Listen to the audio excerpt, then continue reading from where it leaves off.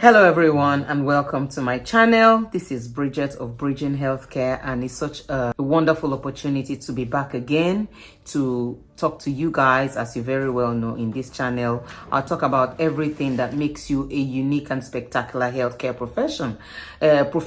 And so if you've not subscribed, please subscribe, like and share. This channel is for both healthcare professionals, would-be healthcare professionals, and healthcare providers, and everyone that has anything to do with within the healthcare sector. So today, first off, thank you all for all the birthday wishes and all the birthday messages you sent to me. I really appreciate it. Thank you for the prayers, and God bless you all.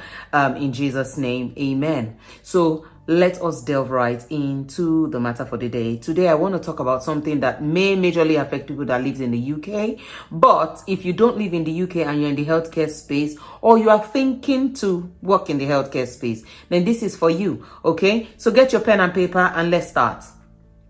Today, I want to talk about something I've never talked about in my channel ever, but I've been doing a lot of thinking, and I think it's time to talk about it because it will help a lot of us. And what is it? It's called CQC. CQC means Care Quality Commissions. Care Quality Commissions. Care Quality Commission is a body that is set up in other countries. Like if you go to Nigeria, they have something that is called like a NAFDAC. You have what they call it in the US and in Canada and in UK. Every part of the world has what they call theirs. But CQC is a body that manages and checks. They act as check the checker.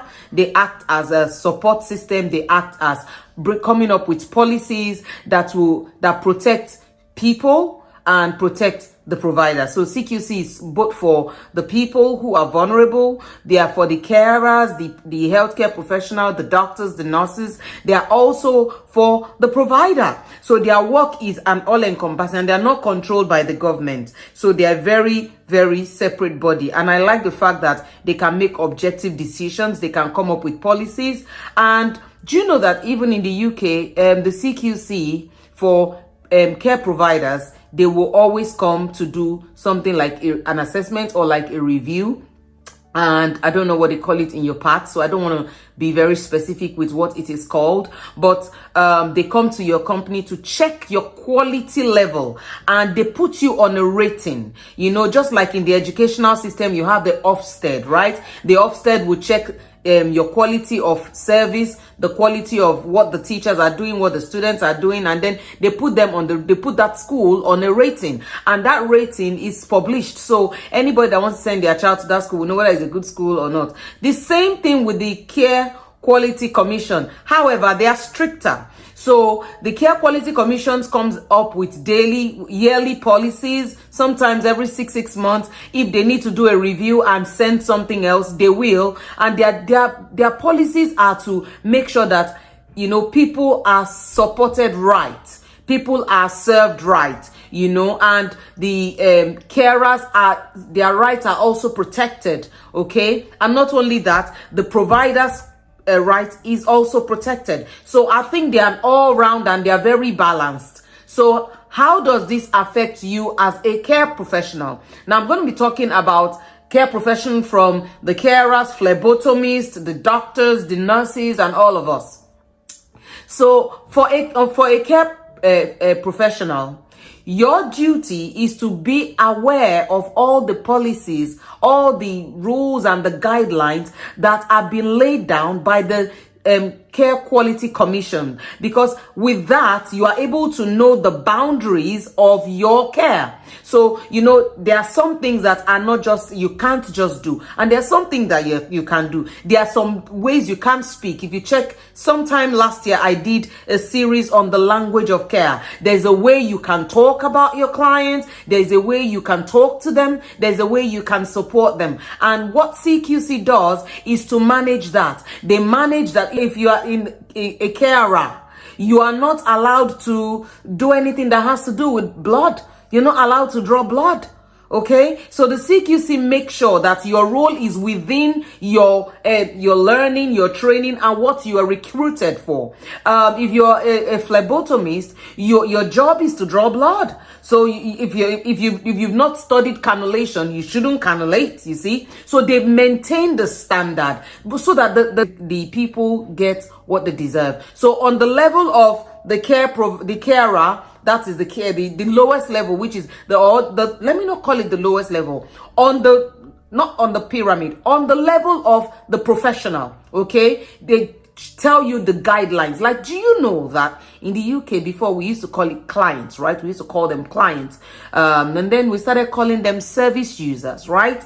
But recently I found out that it's no longer. CQC is suggesting, instead of calling it service user, and it's not really dignifying, you can call it person that draws service from care. So the CQC is looking for ways to make things better, easier, more professional, drawing the boundaries, knowing that there are people that do personal care, domiciliary care, care homes, supported living, people that support children, adults, young adults. So there is a whole variation. So the CQC is a big body. Now let's come to the level of the care provider. So the care provider is the company that runs the care, probably the care home, probably the hospital, probably the supported living company, and they also have their own guidelines. In the link below, in the description below, I will put a link of the CQC website. Everything is out there. Now when they come to the care provider, they always do it once a year, or if there's a lot of red flags from that company, maybe there is a safeguarding and they're seeing that safeguardings are happening, or some errors happen, or some things were reported, or just routine. CQC will visit. They will not just show up. They will send an email to the company giving them an idea of what they're expecting. So they will even tell you what they are going to be expecting you to have. And you are expected to at least gather all those documentation and get ready for them. Then they will send you an email, and then they will plan a day, and then they will come. And what they do is that they do the checks. Oh, CQC is detailed. I have seen them do some of their reassessments of companies in my previous job. They will check from the care plan. I'm talking about care company now. They will check from the care plan. They will look at the tasks. Then they will look at the visit notes of what the carers have been doing. Then they will look at the rotas. They will look at the times that they're attending. Then they will look at all the documents. If the person has a DOLS, they will check. If the person has any protocol from the hospital, they will check. They will check the MAR charts properly. They want to see if there's any medication error, if there is any medication gap, the 3-hour, 4-hour gap for painkillers like paracetamol, if it's followed. Oh, it's a very, very detailed. They will look at your recording. They will look at how you do your audits. They want to see if you are recording anything. They want to see if there is safeguarding raised. It's amazing. And that's one thing I want to encourage you. Prepare yourself. That's why do the right thing from day one. Do the right thing as an organization for day one. I am also open to supporting organizations, small organizations, big organizations. I am open to supporting you to be compliant. The important thing is for you to be compliant. So now they grade it. They grade it from good.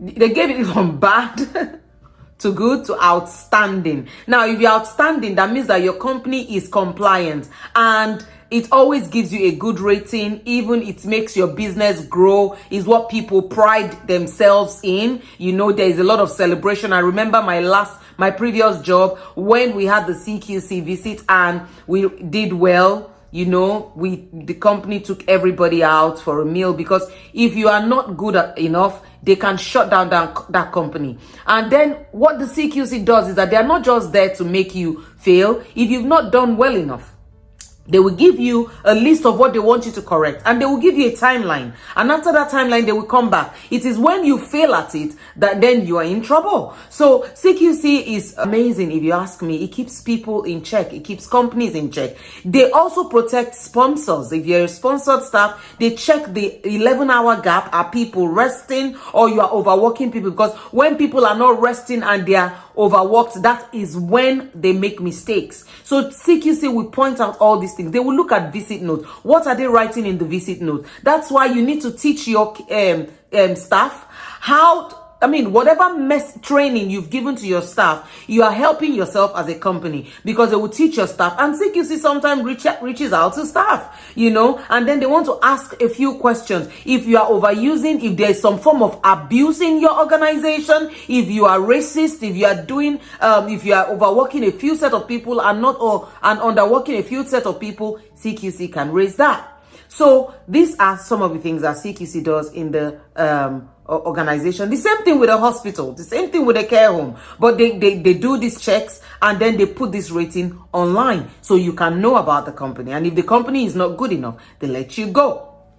So that is what the CQC does at the level of the organization. Now let me talk to at the level of the people that draw service from care. So the people that draw service from care, CQC is all about protecting them, because when they come to the organization, for instance, they want to see how you have protected GDPR, how you have protected your client's information, how you have supported, how you have documented, how your carers have treated the client. You see, so this is everything revolves around the service user. Yeah.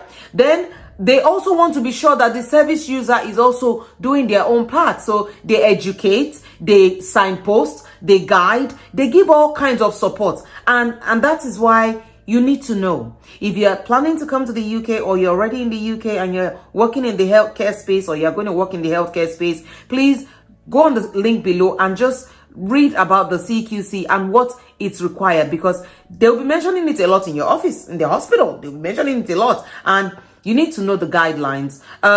In the next video, I'm going to explain some of the new guidelines that the CQC has brought out for this year, 2024, and some of the ones that were brought out in 2023. It just keeps you up to date. Thank you so much for coming again and again and again. This is Bridget of Bridging Healthcare, and I hope this information has been useful to you. Please come back again. Come and sit down and let's talk. And you can always send an email to me at ezobiakobridget@gmail.com. You can always chat me a message if you need any form of support. And as a bonus to what, because it's my birthday month, I am happy to give 2 people free time to consult, to discuss about either your job role as a healthcare professional or your would-be job role as a healthcare professional. So just send me an email and tell me what you need, and I'm just going to pick 2 random people, and I will make our time. We'll have video chats, and I'll be able to support you. Thank you so much for coming again and again and again.